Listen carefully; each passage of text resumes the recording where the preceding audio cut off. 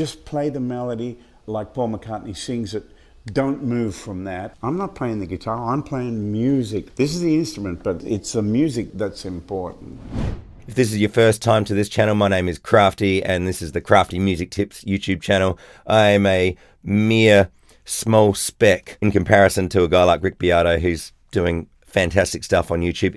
We're not worthy! We're not worthy! If you haven't seen his channel, go check out Rick Beato after you've watched this video, of course, because I'd like to think that there's something that I have here to offer.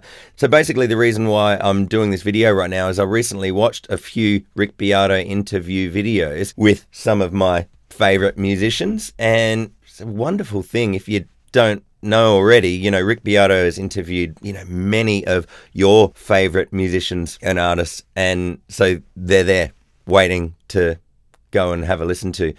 I found it interesting that they were kind of saying the same thing in the interview, and it just really reinforced a very important point that I find is always good to rediscover.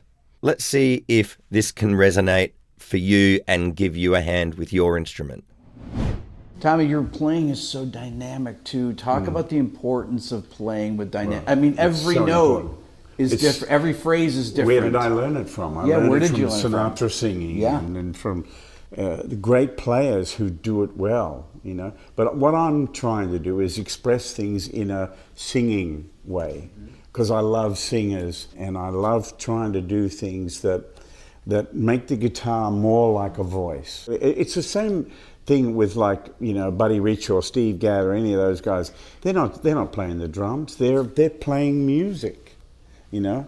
I'm not playing the guitar, I'm playing music on this. This is the instrument, but it's the music that's important. So yeah, this is the point that I really had drilled into me, is that whatever the instrument is, you know, it's your voice, quote unquote. You know, the instrument is the vessel to be able to express yourself. And if you're not familiar with the amazing guitarist Tommy Emmanuel, do yourself a favor. If nothing else, I would suggest his TED Talk and just watch the first 3 minutes or so. You'll want to watch the rest, but the first 3 minutes, if you don't have very much time and you just want to check out something. Just a taste, he said. That was all it took. And he says some other really good things here as well. I feel that sense of freedom from learning songs and performing them and weeding out all the stuff that I don't need. You know what I mean? All the things that maybe when I was 14 I thought I can really impress these people with all this stuff I know, and they might have been impressed and that might have been good. But when I grew up a little, I realized I don't need to do that. I need to play the song with all my heart, and that's all that matters. Don't fall for trying to you know, win an Oscar here. Just play the song, you know. It's so inspiring, you know, like how wise is he? It's like Yoda. It's such a natural human trap to think, oh, I'm learning a skill here. I want to do something that I know is going to impress people. Look at me, I want everyone to look at me! And yeah, I guess over the years, for me, the more that I think about it, the more when you're not trying to impress someone is usually when someone is genuinely impressed. If you're just doing it for the right reasons, if your heart and soul is in it, and you're doing it because you love it, not because I think I want to try and impress someone here, you know, that's really where the goods come. But yeah, like he's talking about the guitar for him is the vessel for him to be able to get his voice heard and to express his voice. And he's not the only one. On your first solo in Bohemian, did you have the idea for the solo just from listening to what Freddie was playing during the solo section? Did the melody idea just come to you? Yeah, I had ample opportunity because I'm sitting in the control room listening to them do it over and over again. Yeah. So yeah, and I said, I think we talked about solos. I don't know how the thing came up, but I said, I think Freddie said, you know, what do you want for the solo? What do you need? And I said, I would like basically a piece of a verse. I want to be joining in and taking the story a bit further. So I want a verse pattern. And so they built that into the into the backing track, and yeah, I could hear it in my head. And I'm sort of, you know, I come from a strange place. I come from a world where Mantovani and the Laughing Policeman were in the hit parade. So my melodies are not really rock melodies as such. I could just hear something very sweet and melodic, which seemed to be a continuation of what Freddie was doing, telling his story in the vocal. That might sound pretentious, or it might sound plain stupid, I don't know. But I hear always hear the solo piece as part of the vocal. It's just like the vocalist hands over to somebody momentarily who's going to continue the story and then give it back to the main raconteur, who's the vocalist. All right, so there you have it. If you're not familiar, that's Brian May from Queen, and he's talking about the Bohemian Rhapsody solo that he does. Now, he says, I don't know if it sounds pretentious or just plain stupid. I don't think Brian May could ever sound even remotely close to either. Have you ever heard Brian May just talk in interviews? He's just the most loveliest chap, and he's very intelligent. I mean, the fact that us idiots in the music industry get blessed with someone that's a actual astrophysicist, I mean, it makes sense why Queen became such a big band, because, you know, you got people of that caliber. That's just one of the band, and then of course you've got the others in Queen as well. But anyway, Brian here, you know, he describes a very similar thing to Tommy Emmanuel. His guitar is taking on what the singer was doing just before him, and then it's his turn to take a solo. So what is he doing? He's singing with his guitar. Fantastic. I never really thought about it that way. That's fantastic. Like, I'm getting goosebumps thinking about it, because it just takes the edge off me thinking, oh, what's a cool lick that I can play? What's something that's going to sound fast and impressive? I just got to sing the song, but with my instrument. So, you know, the first things that I really connected with in improvisation were with people who sounded like they were talking to me. Mm-hmm. Hey, my shoes are talking too. Don't worry, we won't hurt you. So this is Robben Ford, the fantastic American blues guitarist, and I mean, he's a great vocalist as well. How's that? That's really interesting, because, you know, he's a very well-known jazz fusion guitarist. Feel a part of my fusion lick. It's really hard for people that aren't really into that genre to be able to really connect. Like, it just flies over your head. And so I found that fascinating, that that's what he connected with. So improvisation for me always had that element of communication going on, you know, as opposed to showing what you can do. Speech through phrasing and through being able to play phrases, yeah. one that leads naturally to the next, like Paul Desmond. Tone. And tone. Yeah. There's a person there. There's personality. And they're telling a story through what they're playing. They're talking to you. Look, I mean, no wonder why these guys are legends in their field and so revered for their playing. It's because of their thought process, but also, I guess, the things that are subconscious, the things that they naturally connect with are more universal. They hit more emotionally, more than intellectually. I'm in a glass case of emotion. It's such a good reminder. Just feel it when you play. Don't get too caught up in the intellectualization. Just feel it.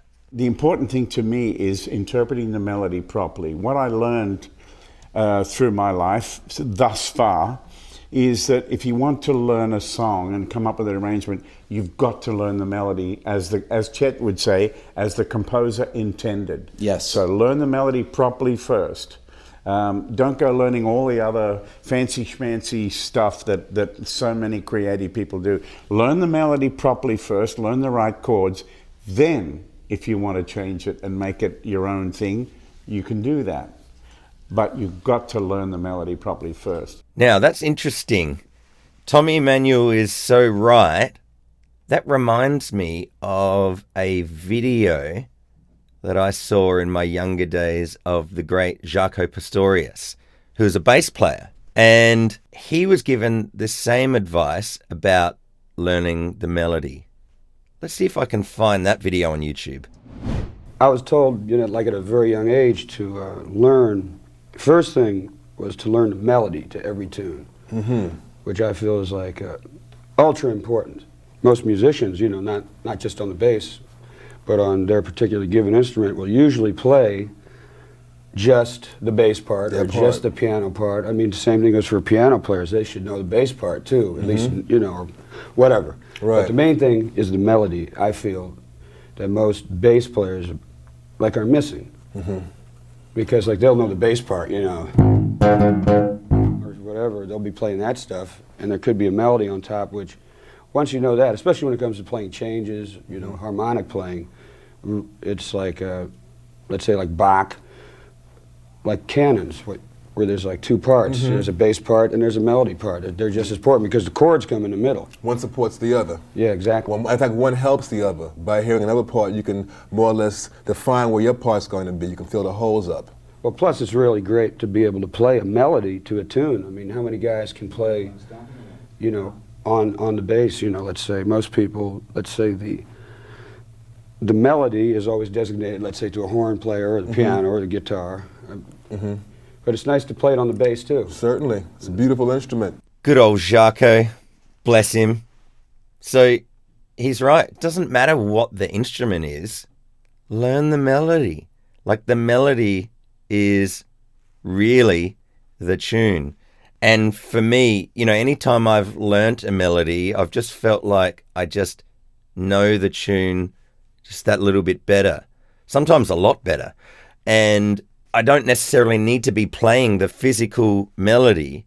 I could be playing my part, but just having a more intimate, stronger relationship with the song because I now know the melody means that I just play it better. It's also very intimate. Intimate. So I don't know about you if that's something that can help you out with playing, but I guarantee you that it does work. I mean, don't take my word for it. If Brian May, Tommy Emmanuel, Robben Ford, or Jaco Pastorius could be leading you into that direction, hopefully it's something that you can get around. Now, what about musicianship? How does this tie in terms of what you studied? Obviously, you mentioned Bach canons. What else did you study?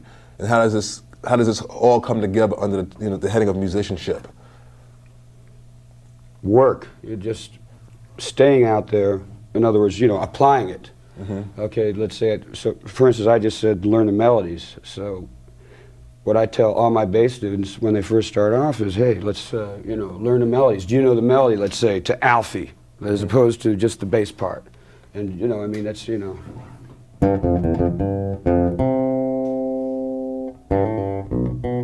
right, etc. Yeah, that gives you the feeling of the song. Yeah, because then it. Plus, it's the most melodic way for a bass player to learn how to play melodic bass lines is by, playing melodically within the bass. Yeah, that's really great advice. And if I think about it, for me, if I'm about to do a guitar solo, if I don't really have very much melody kind of experience from having learnt melodies, I can't really then be able to put any sort of musical, singing, melodic phrasing ideas out there because I'm too busy thinking about ways of making it just sound like a solo. So yeah, if you haven't already been picking up what I'm putting down here, physically, after you watch this, just pick up your instrument, whatever it is, and learn a melody. And then don't just do one. What are your favorite 10 songs? Can you play the melodies to all of them? If not, well, all right, get cracking. And it'll, how fun will that be? They're your 10 favorite songs.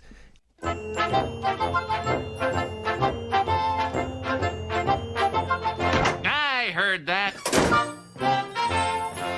All right, so I'm going to get out of here. I hope that you've enjoyed it. Thank you very much to Rick Beato. By the way, like I mentioned earlier, he's got some fantastic interviews that are out there that are just waiting to help you out with your musical journey.